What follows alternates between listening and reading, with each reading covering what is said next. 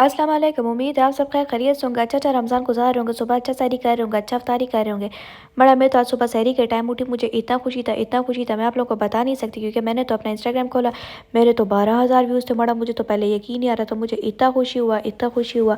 फिर मैंने अपना यूट्यूब खोला, मेरे शॉर्ट्स में भी अच्छा व्यूज़ आ रहा था, एक घंटा 1500 व्यूज़ आ रहा था। बड़ा मैं तो इतनी खुश थी, क्योंकि मुझे तो इतना ज़्यादा वॉच टाइम भी मिल रहा था, किसी को 8 घंटा मिल रहा था, किसी से 9 घंटा मिल रहा था। मैं तो इतनी खुश थी। अच्छा, अब जब मैंने अपना व्यूज़ देखा, मुझे लगा इतना ही लाइक्स होगा, इतना ही सब्सक्राइबर होगा। जब सब्सक्राइबर देखा उतने का उतना, मतलब मुझे इतना मेरा दिल खफा हुआ ना। फिर मैं पहले व्यूज़ देख के खुश हुई थी, मैंने कहा वाह गुलालाई तू तो वायरल हो गई। फिर जब मैंने अपने लाइक्स देखे ना, सब्सक्राइबर्स देखे, फिर मुझे समझ आ गया बड़ा लोग देख तो गए पर दिल ना दिया। बड़ा इतना जालिम लोग हैं, आप लोग देख लेते हो लेकिन सब्सक्राइब नहीं करते, कितनी गलत बात है।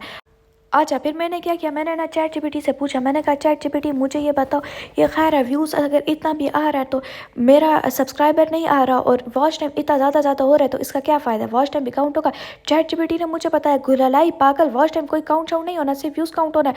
और तुम्हें इस मोनेटाइजेशन के लिए ना 90 दिन में 10,000 मिलियन व्यू चाहिए। मड़ा मेरा तो सारा उम्मीद ही ख़त्म हो गया।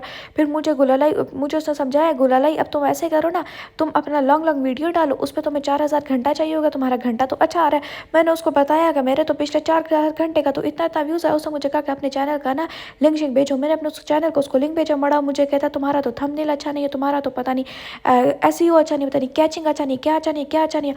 मड़ा जब मैंने अपना वीडियो खुद गौर से देखा ना, वाकई उसका थंबनेल तो ऐसा था ना, मुझे खुद पे हंसी भी आ रही थी, तरस भी आ रहा था। मड़ा मैं तो ज़िंदगी में कभी ऐसा एडिटिंग कुछ किया नहीं।